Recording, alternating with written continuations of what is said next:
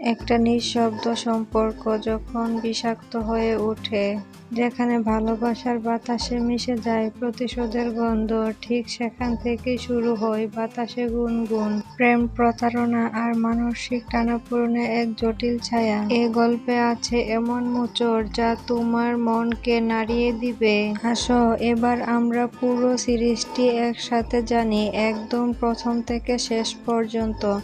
আর শেষে এমন এমন টুইস্ট আছে যে তোমার মাথা ঘুরিয়ে দিবে। আমাদের এই গল্পটি স্কিপ না করে পুরোটা দেখে যাবেন। আমার এই চ্যানেলটাকে সাবস্ক্রাইব করে চ্যানেলের পাশে থাকবেন যাতে পরবর্তী ভিডিওগুলো দেখতে পারেন। মুভির শুরুতে আমরা দেখতে পাই অরিন্দম হলদিপুরের কলেজে পার্ট টাইম জব হিসাবে চাকরি করেছিল। আর বেনারসে ঝামেলা করে পল্লবী পড়তে এসেছিল এই হলদিপুরের কলেজে। একদিন ক্লাস চলাকালীন পল্লবী কিছু না বলে ক্লাসে এসে হাতায় কি জানে আবিজাবি লিখতেছিল। তারপর ক্লাস শেষে সবাই চলে যায়, কিন্তু পল্লবী সেখান থেকে যায় না। তখন অরিন্দম বলতেছিল, তোমার কি কিছু হয়েছে? তখন পল্লবী চুপ করে থেকে সেখান থেকে চলে যায়। পল্লবী হলদিপুরের বস আর হলদিপুর কলেজের পটাশ পট্টনায়কের ভাতিজি। পল্লবী এক প্রকারের জেদি, রাগী এবং বদমেজাজি একজন মেয়ে। হঠাৎ করে সে একদিন কলেজে এসে পড়ে যায়। ঠিক তখনই অরিন্দম এসে তাকে তুলে আর ফার্স্ট এডের জন্য যেতে বলে। আর সেসব দেখে অরিন্দমের বন্ধু সায়ন তাকে পল্লবীর পরিচয় দেয় আর সামনে থাকতে বলে। কিন্তু পল্লবী অরিন্দমের কাছ থেকে এ ছোট ছোট কেয়ার আর তার বাবার মতো যত্নশীল একজন মানুষ দেখে তাকে ভালো লাগতে শুরু করে। আর অরিন্দমকে পাওয়ার জন্য একটা জেদ শুরু করে। তাই যে কোনো মূল্যই হোক সে অরিন্দমকে পেয়েই ছাড়বে। আর এদিকে তাকে পড়া বোঝার বাহানা ধরে এখানে সেখানে নিয়ে যায়। এদিকে মাঝ নদীতে একটা ট্রলার ব্লাস্ট হওয়ার খবর শুনে সেখানে পৌঁছায় লোকাল থানার অফিসার। এই অফিসার মুন্নার খোঁজ করছে। মুন্নার পিছনে রয়েছে 11টা খুনের চার্জ আর 3টে মার্ডার। আর এখানকার পট্টনায়ক ফ্যামিলির ডান হাত হলো এই মুন্না। বর্ডার লক, তাই নদী পেরিয়ে সে আসবে এ জেনে এই জাহাজটাকে ব্লাস্ট করিয়েছে এই অফিসার। এবার রিপোর্টারদের বলার জন্য অফিসার তার ডান হাতে একটা গুলি করে, যাতে সে বলে মুন্না এসে তার ডান হাতে গুলি করে গিয়েছে। আর এদিকে দেখা যায় মুন্নাকে বড় করেছিল পল্লবীর বাবা, তাই মুন্না পল্লবীকে তার দিদির মতো দেখে। আর পল্লবীও তার সমস্ত কাজ মুন্নাদাকে দিয়েই করায়। এদিকে পল্লবীর বাড়িতেও চলছে অনেক বড় ঝামেলা। পল্লবীর বাবা তার বিরাট ব্যবসা করে দিয়ে গেছে পল্লবীর নামে। এখন তার কাকা প্রকাশ পট্টনায়ক চাইছে ব্যবসাটা তার নিজের নামে করতে, কিন্তু তার জন্য একটা কাগজে একটা সই করতে হবে। কিন্তু পল্লবী তার বাবাকে ছাড়া কেউকে ভালোবাসে না, কাউকে বিশ্বাসও করে না, কারণ তার মা তার বাবাকে ছেড়ে তার কাকার কাছে এসে বিয়ে করেছেন।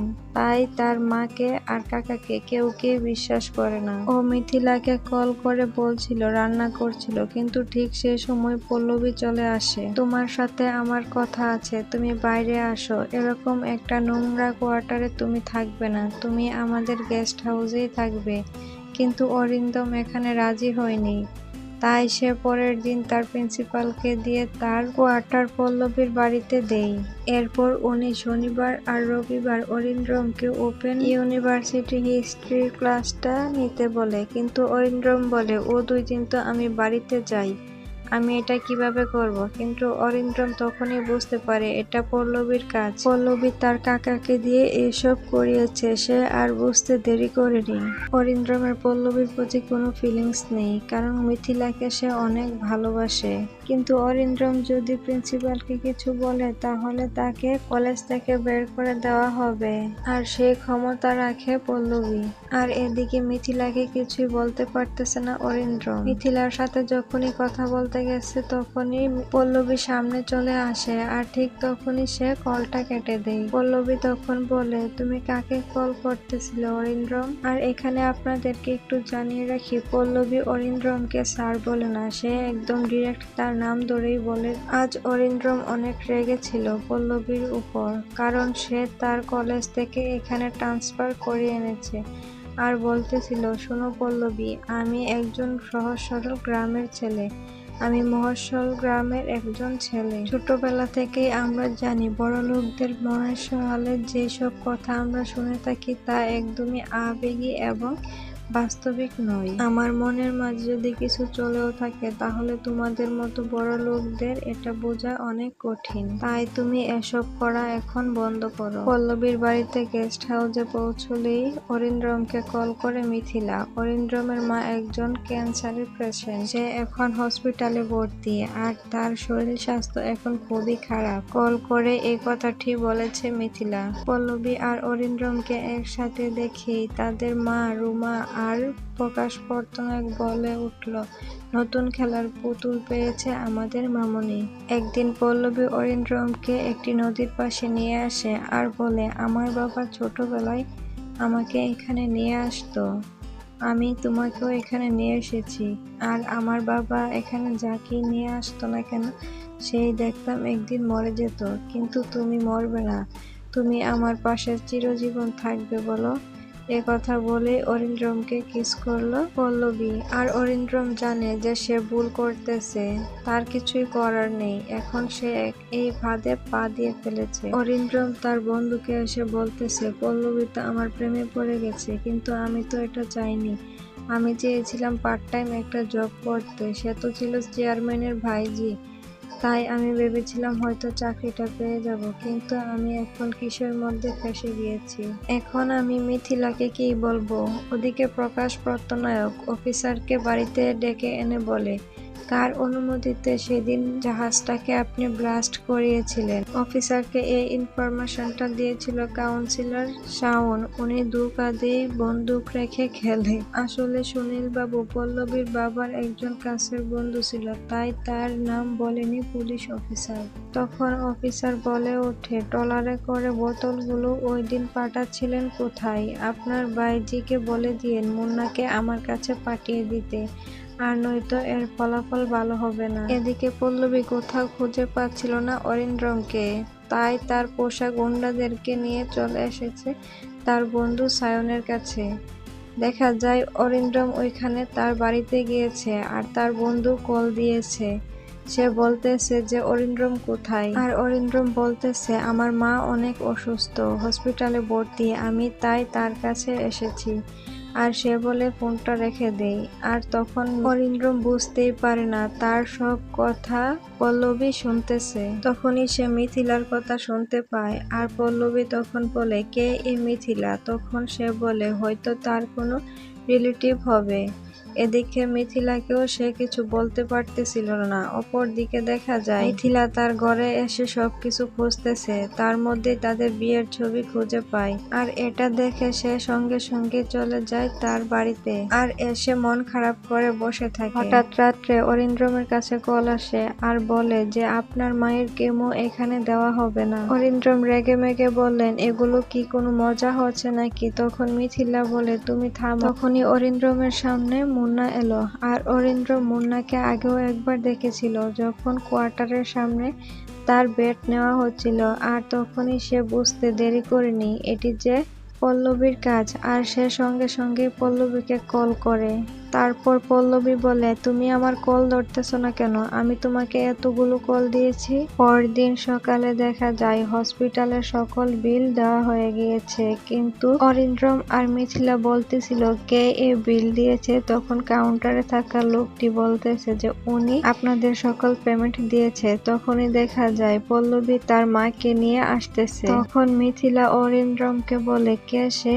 আর আমি ওনার স্টুডেন্ট, স্যার আমাকে বলেছিল স্যারের মায়ে অনেক অসুস্থ, তাই সে এখানে চলে এসেছে। মিথিলা তো কিছু জানে না, তাই সে তার বাড়িতে নিয়ে আসে। তখনই সে পল্লবীর সাথে কথা বলতেছিল আর অরিন্দ্রম তাকে বলতেছিল তুমি এখান থেকে চলে যাও। আর এই মাঝে চলে আসে মিথিলা, তখন সে এখান থেকে চলে যায়। তারপর সায়ন বলতেছে, এবার কি করবি তুই? এখন তো সে তোকে নিয়ে না, তোর পুরো পরিবারকে নিয়ে নেমেছে। আর পল্লবী চাইলে সবকিছুই করতে পারে। রাত্রে অরিন্দ্রম প্রকাশ আর তার মার কাছে গিয়ে বলে, আমি এই গেস্ট হাউসে থাকবো না, আমার ভালো লাগছে না। রাত্রে মিথিলা অরিন্দ্রমকে কল করে বলে যে তার মা এখন ভালো আছে। অরিন্দ্রম মিথিলাকে বলে দেওয়ার সাহস করতেছিল কিন্তু বলতে পারতেছিল না। ঠিক তখন অরিন্দ্রমের কাছে কিছু ছবি পাঠায় পল্লবী আর বলে, তুমি যদি আমার গেস্ট হাউস থেকে চলে যাও তাহলে এই ছবিগুলো আমি তোমার ওয়াইফকে দিব। আর সে দেখেই পল্লবীর কাছে চলে যেতে চায় অরিন্দ্রম, কিন্তু সে দেখে মিথিলা এখানে এসেছে আর বলতেছে তুমি যদি গেস্ট হাউস থেকে চলে যাও তাহলে তোমাকে এই ছবিগুলো আমি দিয়ে দিব। অরিন্দ্রম তখন অসহায় হয়ে পড়ে।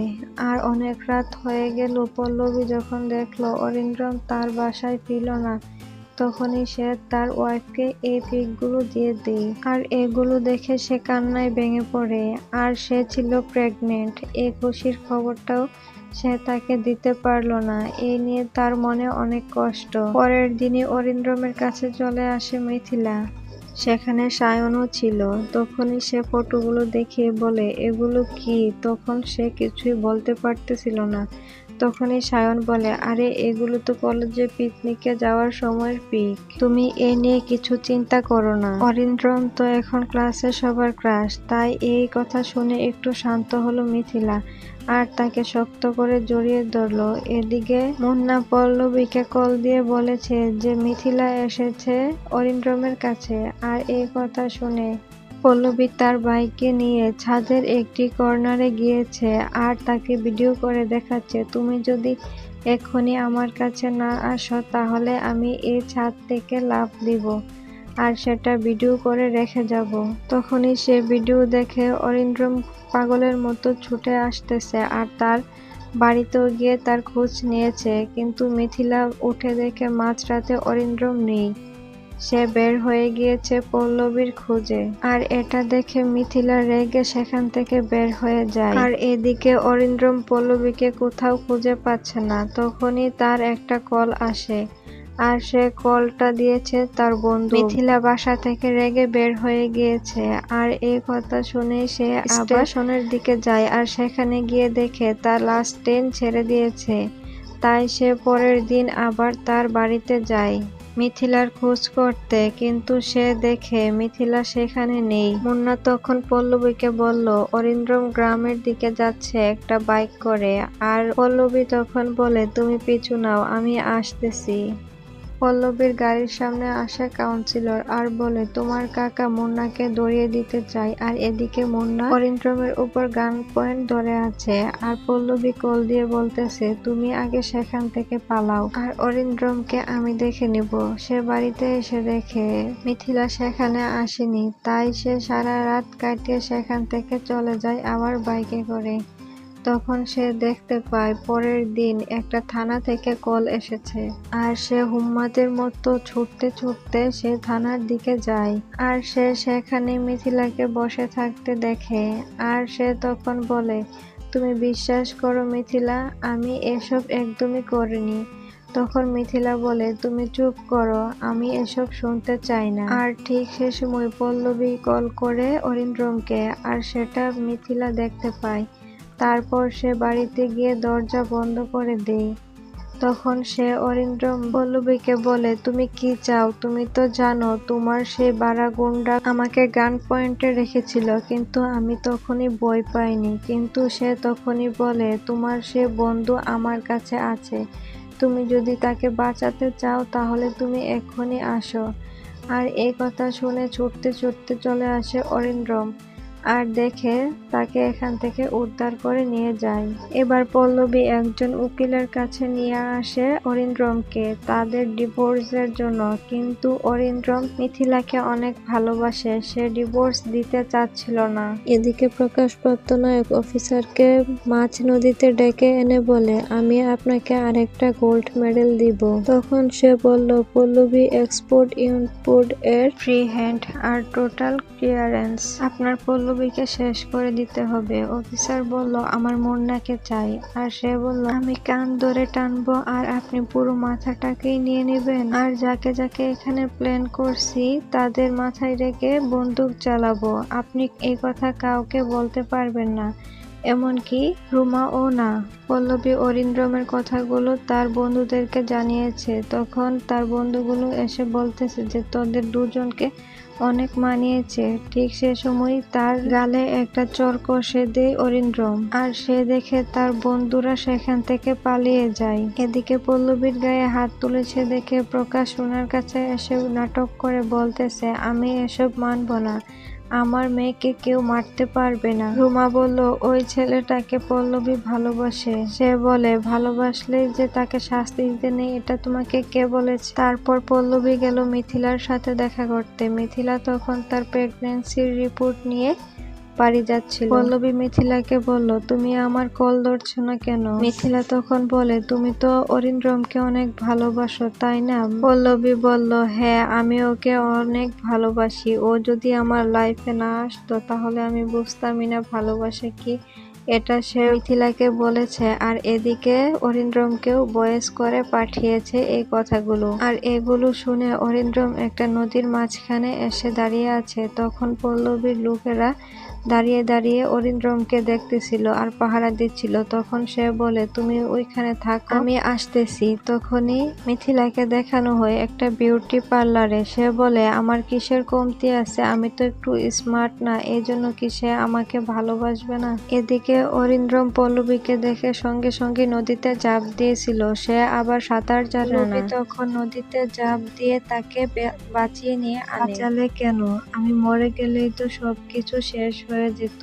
এবার পল্লবী শাড়ি পরে এসে অরিন্দ্রমের কাছে দাঁড়ালো আর বলল, অবাক হচ্ছ তো আমাকে দেখে? আমিও প্রথম মিথিলাকে দেখে অবাক হয়েছিলাম। আর বলল, একটা মানুষ যে একজনকে এভাবে সবটা উজাড় করে দিয়ে ভালোবাসতে পারে এটা আমার জানা ছিল না। তখন অরিন্দ্রমকে জানায় মিথিলা প্রেগনেন্ট, আর সেটা দেখে তো সে অবাক হয়ে গিয়েছে। মিথিলা প্রেগনেন্ট সে একবারও তাকে বলল না। আর এই ভেবে তার অনেক খারাপ লাগতে শুরু করে। পল্লবী অরিন্দ্রমকে স্টেশনের কাছে দিয়ে আসে, আর সেখান থেকে আসার সময় পল্লবীকে ধরে নিয়ে যায় কিছু লোক।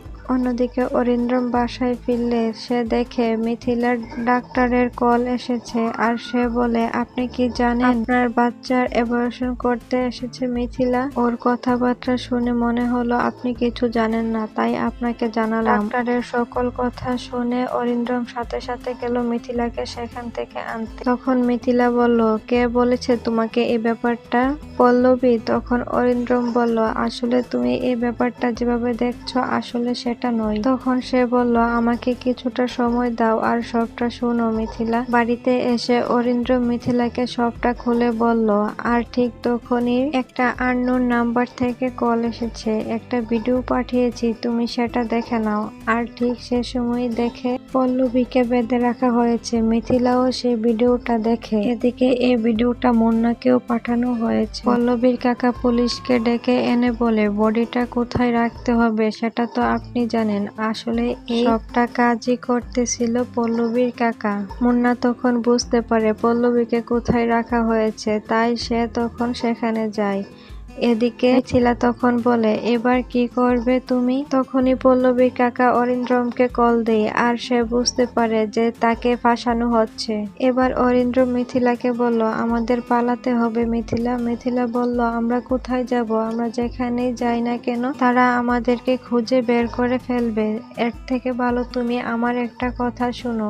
এ বলে অন্যদিকে পল্লবীকে যারা ধরে নিয়ে গিয়েছে তাদেরকে প্রকাশ পট্টনায়ক বলতেছে অরিন্দ্রম আর পল্লবী যাতে কোনোভাবেই বেঁচে না ফিরে, আর মুন্নাকে পুলিশের হাতে তুলে দিবে। এই কথা দরজার আড়াল থেকে শুনে ফেলল রুনা দেবী। রুনা দেবী তখন বলল, এই জন্যই আমি আমার স্বামীকে ফেলে তোমাকে পছন্দ করেছিলাম। আমার মেয়ে পল্লবীর যদি কিছু হয়ে যায় তাহলে আমি তোমাকে ছাড়বো না। এ বলে রুনা দেবী তার মাথার মধ্যে পিস্তল ধরল, আর প্রকাশ তার মাথার মধ্যে একটি লোহা দিয়ে বাড়ি মারল। এদিকে মুন্না এখানে এসে সবগুলো লোককে গুলি করতে থাকে। ঠিক সে সময়ে একজন লোক মুন্নার পায়ে গুলি করে। ঠিক সে সময় অরিন্দ্রম সেখানে চলে আসে, আর সবাই সবাইকে মারতে থাকে। তখনই একটা ছুরি দিয়ে তার হাতের বাঁধনটি কাটতে থাকে, কিন্তু সে সময় তাকে পিছন থেকে কেউ যেন একটা এসে বাড়ি মারে আর সে সঙ্গে সঙ্গেই পড়ে যায়। ইতিমধ্যে পল্লবীর হাতের বাঁধন ছুটে যায়। এদিকে অফিসার পল্লবী আর অরিন্দ্রমের মরার অপেক্ষায় আছিল।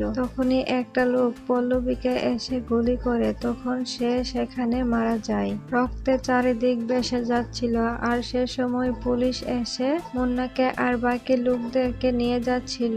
এখানে আমরা দেখি প্রকাশ পত্তনায়ক আর রুমা দেবী কিভাবে তার বাবাকে মেরেছিল তার বাবার ব্যবসা হাতানোর জন্য। তখন পল্লবী বেনারসে পড়াশোনা করছিল, আর এই মার্ডারটা কেউ একজন ভিডিও করে নেই। এদিকে পল্লবীর বাড়িতে একজন পুলিশ অফিসার এসেছে পল্লবীর কিডন্যাপিং এবং সাথে খুনের ব্যাপারে তদন্ত করতে। এদিকে এখানে এসে শুনে রুনা দেবীও মিসিং, তাই পুলিশেরও এখন একটা খটকা লাগছে। আর পুলিশ বলল, ব্যবসা বাড়ি এখন তো সবকিছুই আপনার দখলে। তখন তার লয়ার বলতেছে, কোনো ডায়েরি করা ছাড়াই আপনি এসেছেন কেন এখানে? তখন অফিসার বলতেছে, হয়েছে তো ডায়েরি। তখন প্রকাশ পত্তনায়কের ছেলে বলতেছে, আমি করেছি। আর সেই সময় পল্লবী এসে হাজির, আর এখানে আসে গল্পের আসল টুইস্ট। এখন আমরা জানতে পারি পল্লবী এসব সম্পর্কে সবই আগে থেকে জানতো, তাই সে টাকা দিয়ে তার কাকার পুলিশ অফিসারকে কিনে নিয়েছে। সে বলেছিল কাকা যেটা প্ল্যান করেছে সেটাই হবে, শুধু কেউ মারা যাবে না। এবার তার কাকাকে পুলিশ গ্রেফতার করে নিয়ে যায়। আর এদিকে দেখতে পারি রুমা দেবীও বেঁচে আছে। রুমা দেবী তার কাউন্সিলরকে ডেকে এনে বলে, আমি তোমাদের পার্টিতে থাকতে চাই না। তখন সুনীল বাবু বলল, এত কিছু করো আপনাদের কাছ থেকে এই কথা শুনতে হলো আমার। এই কথা শুনে রুনা দেবী তাকে একটা ঠাস করে চড় মেরে উঠল, আর সে তখনই বলে উঠল, আপনাদের বড়বাবুর ওই কারখানাটা তো এখনো চালু আছে তাই না? রুনা দেবী চমকে উঠল, কারণ বড়বাবুকে ওইখানেই মারা হয়েছিল। আর রুনা দেবী এটা বুঝতে পারে যে এটা ভিডিও করে সেই রাখিয়েছে, তাই সে একজনকে পাঠায় তাকে শাসানোর জন্য।